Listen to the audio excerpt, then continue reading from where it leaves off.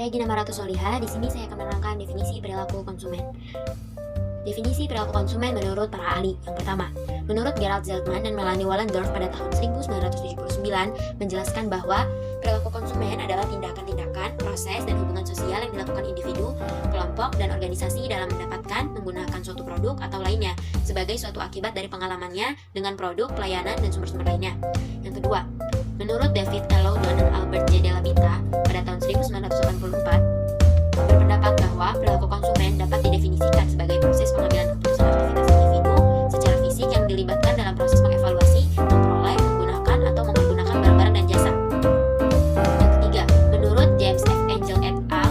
Pada tahun 1986 berpendapat bahwa perilaku konsumen didefinisikan sebagai tindakan-tindakan individu yang secara langsung terlibat dalam usaha memperoleh dan menggunakan barang-barang, jasa, ekonomis, termasuk proses pengambilan keputusan yang mendahului dan menentukan tindakan-tindakan tersebut. Yang keempat, menurut Shipman dan Kanuk pada tahun 1984 mendefinisikan bahwa perilaku konsumen diartikan sebagai perilaku yang diperlihatkan konsumen dalam mencari, membeli, menggunakan, mengevaluasi, dan menghabiskan produk atau jasa yang mereka harapkan akan memuaskan kebutuhan mereka. Yang kelima, menurut Solomon pada tahun 2007, perilaku konsumen adalah studi perilaku konsumen merupakan proses ketika individu atau kelompok menyeleksi, membeli, menggunakan, atau membuang produk, pelayanan, ide, dan pengalaman untuk memuaskan kebutuhannya. Dan yang terakhir, menurut Hawkins, Best, dan Coney pada tahun 2001, perilaku konsumen adalah studi mengenai individu, kelompok, atau organisasi dan proses di mana mereka menyeleksi, menggunakan, dan membuang produk, pelayanan, pengalaman, atau ide untuk memuaskan kebutuhan dan dampak dari proses tersebut pada konsumen dan masyarakat. Dapat disimpulkan bahwa perilaku konsumen adalah semua kegiatan, tindakan, serta proses psikologis yang mendorong tindakan tersebut pada saat sebelum membeli, ketika membeli, menggunakan, menghabiskan produk dan jasa setelah melakukan hal-hal seperti di atas, atau disebut juga kegiatan mengevaluasi secara sederhana. Tujuan dari definisi perilaku konsumen. Yang pertama, membuat produk yang dihasilkan dapat diterima oleh konsumen. Inilah yang paling penting yang harus dilakukan oleh seorang pemasar atau pelaku bisnis, yaitu bahwa semua produk yang ia hasilkan dapat diterima di pasar dan laku oleh konsumen. Yang kedua, mendapat keloyalan dari konsumen kepada produk yang telah dibuat. Selain untuk membuat produk yang ada di dalam pasar dapat diterima oleh konsumen, tujuan lain dari mempelajari perilaku konsumen bagi pemasar adalah untuk mendapatkan keloyalan dari pihak konsumen terhadap dirinya.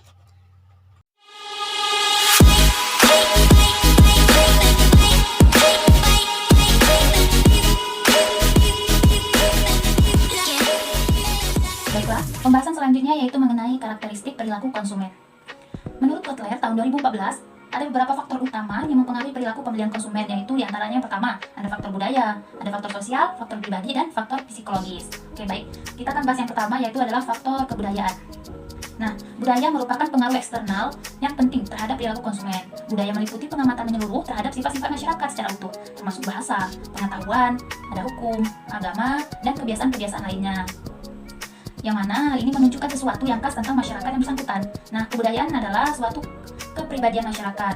Nah, itu menurut Prasetyo dan I. Halau tahun 2005. Budaya atau kebudayaan adalah keyakinan, nilai-nilai perilaku, dan objek-objek materi yang dianut dan digunakan oleh komunitas atau masyarakat tertentu. Dalam fungsinya memenuhi kebutuhan masyarakat, kebudayaan ini harus juga berubah sejalan dengan perubahan kebutuhan itu sendiri. Nah, seperti apa sih? Yaitu perubahan itu bisa disebabkan oleh perkembangan teknologi. Nah, sekarang kan udah zaman modern ya, teknologi udah semakin canggih. Kemudian perubahan struktur populasi. Nah, dari tahun ke tahun itu pasti populasi atau banyak penduduk itu makin bertambah. Oke, juga ada langkahnya sumber. Karena kan sumber-sumber udah langka ya. Kalau kita punya sumber-sumber itu udah jarang gitu, dan berubahnya nilai-nilai. Begitu. Oke, faktor yang kedua adalah faktor sosial. Nah, kelas sosial adalah pembagian masyarakat yang relatif homogen dan permanen yang tersusun secara hierarki dan para anggotanya menganut nilai, minat, dan perilaku yang serupa. Nah, ini teman-teman menurut Scholar 2005. Oke, sementara Coleman itu tahun 1994 mengklasifikasikan 4 kelompok sosial yang dapat digunakan dalam menganalisis konsumen, yaitu seperti ada kelas atas, ada kelas menengah, kelas pekerja, dan kelas bawah. Nah, ini sering kita dengar ya dalam keseharian kita mengenai kelas-kelas sosial. Selanjutnya itu faktor pribadi. Menurut Lemhair MC Daniel tahun 1996, kepribadian ini sebagai cara menorganisasi dan mengkelompokkan konsistensi tentang reaksi seseorang terhadap situasi. Dapat kita artikan yaitu seperti pola sifat psikologis seseorang dalam menanggapi situasi di dalam lingkungannya.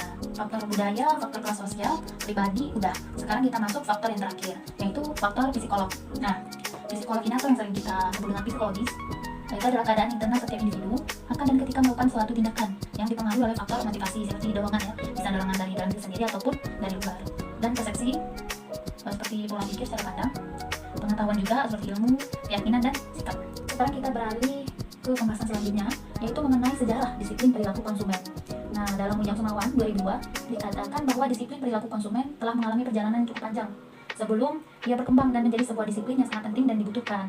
Menurut Angel Blackwell dan Miniar 1990, perilaku konsumen memiliki akar utama ilmu ekonomi.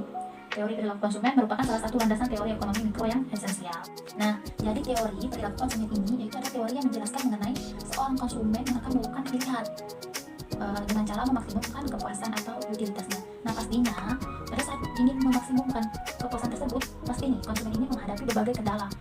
Bisa jadi kendalanya seperti dalam pendapatan, mungkin pendapatannya kecil, dan bisa jadi juga harga-harga barang yang ingin dimilikinya, yaitu dibelinya itu harganya sangat tinggi gitu kan, sehingga pendapatan dan harga barang yang dibelinya itu tidak sesuai, tidak mencukupi gitu pendapatannya, mungkin bisa jadi juga. Nah, sedangkan preferensi dan faktor-faktor lain yang dianggap dapat mengambil keputusan dianggap tetap atau diabaikan gitu, yang dikenal dengan istilah katalis paribus. Nah gitu.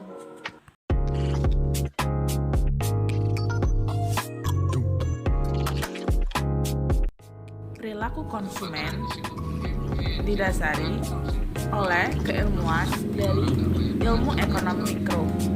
Jadi, awal mulanya perilaku konsumen sendiri merupakan bagian dari ilmu ekonomi mikro, lebih tepatnya teori pemasaran.